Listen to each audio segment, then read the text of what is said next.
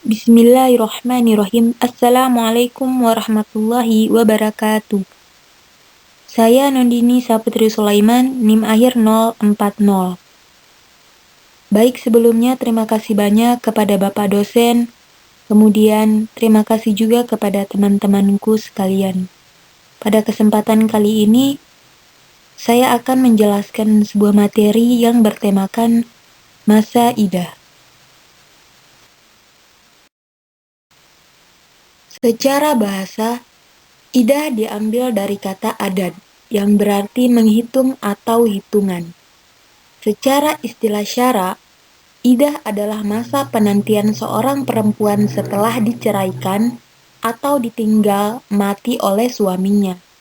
Akhir masa idah itu ada kalanya ditentukan dengan proses melahirkan, masa haid, atau masa suci, atau dengan bilangan bulan.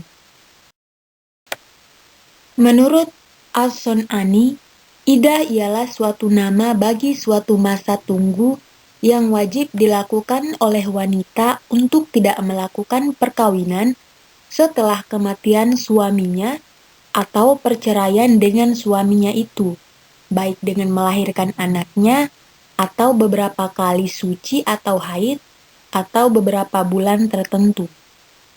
Selanjutnya, menurut Profesor Abu Zahro, idah ialah jika terjadi perceraian antara seorang laki-laki dengan istrinya, tidaklah terputus secara tuntas ikatan suami istri itu dari segala seginya dengan semata-mata terjadi perceraian, melainkan istri wajib menunggu, tidak boleh kawin dengan laki-laki lain sampai habisnya masa tertentu yang telah ditentukan oleh syara.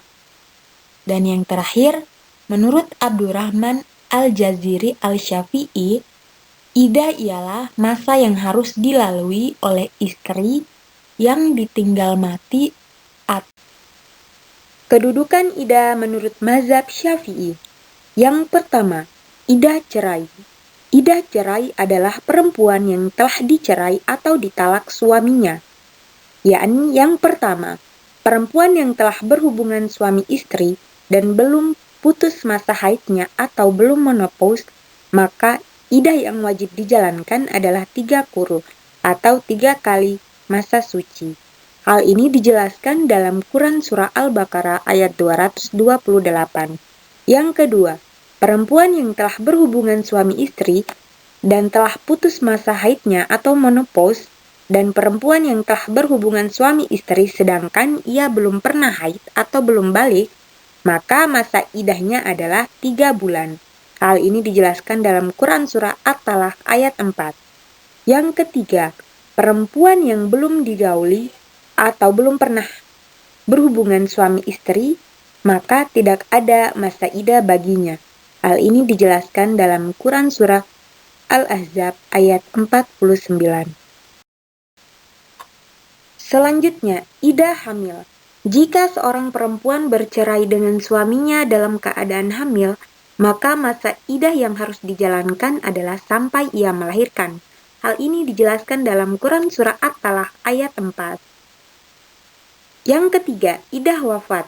Jika seorang perempuan yang suaminya meninggal dunia, maka ia wajib beridah selama 4 bulan 10 hari lamanya, sebagaimana yang diterangkan dalam Quran Surah Al-Baqarah ayat 234. Berikutnya, idah wanita yang hilang suaminya. Hilang yang dimaksudkan adalah kepergian suami yang tidak diketahui lagi keberadaannya, apakah ia masih hidup sehingga diperkirakan kedatangannya, atau dia sudah meninggal dunia, atau hilang dalam kebinasaan, atau hilang akibat peperangan, tenggelamnya perahu, atau dalam perkara lainnya yang sejenis, maka ia wajib menunggu selama 4 tahun. Setelah itu, baru ia melaksanakan idah selama 4 bulan 10 hari. Terakhir, idah wanita yang berzina. Menurut mazhab Syafi'i dan Hanafi, sepakat bahwa wanita yang berzina tidak wajib melakukan idah, sebab sperma laki-laki yang menzinainya tidak perlu dihormati. Dengan demikian, seorang laki-laki boleh melakukan akad dengan wanita yang melakukan zina dan boleh juga mencampurinya sesudah akad, sekalipun ia dalam keadaan hamil. Menurut mazhab Syafi'iyah. Dasar hukum idah. Dasar hukum idah dijelaskan Allah Subhanahu wa taala dalam Quran surah At-Talaq ayat 1 yang artinya, "Wahai Nabi, jika Anda menceraikan istri-istri Anda, maka siapkanlah mereka pada waktu mereka dapat menghadapi idahnya yang wajar, dan hitunglah waktu idah itu, serta bertakwalah kepada Allah Tuhanmu. Janganlah kamu keluarkan mereka dari penjara, dan janganlah turunkan keluar kecuali jika mereka melakukan perbuatan keji yang jelas. Itulah hukum-hukum Allah, dan barang siapa yang melanggar hukum-hukum Allah, maka sungguh dia telah berlaku zalim terhadap dirinya sendiri. Kamu tidak bisa melihat barangkali setelah itu Allah mengadakan suatu ketentuan yang baru." Hikmah dan tujuan idah. Yang pertama, tidak adanya percampuran nasab karena dengan beridah, seorang perempuan dapat mengetahui kesucian atau kebebasan rahimnya dari kehamilan.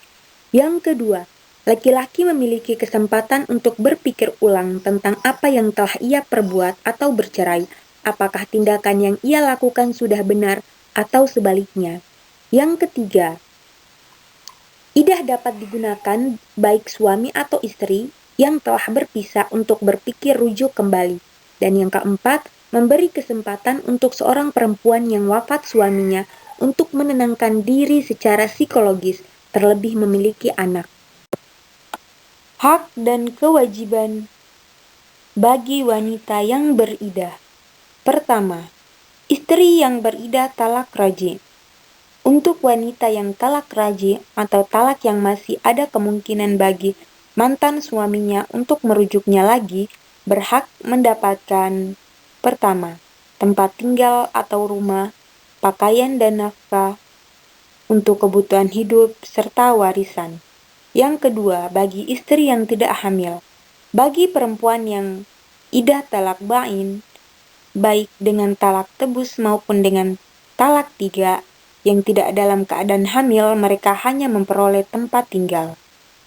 Ketiga, bagi istri yang talak bain dan dalam keadaan hamil berhak memperoleh tempat tinggal, nafkah, dan pakaian. Yang keempat, bagi perempuan yang beridah wafat talak raj'i, menurut kesepakatan ulama fikih, berhak menerima harta warisan, sedangkan wanita yang menjalani idah wafat talak bain, ia tidak berhak mendapatkan harta warisan dari suaminya yang wafat.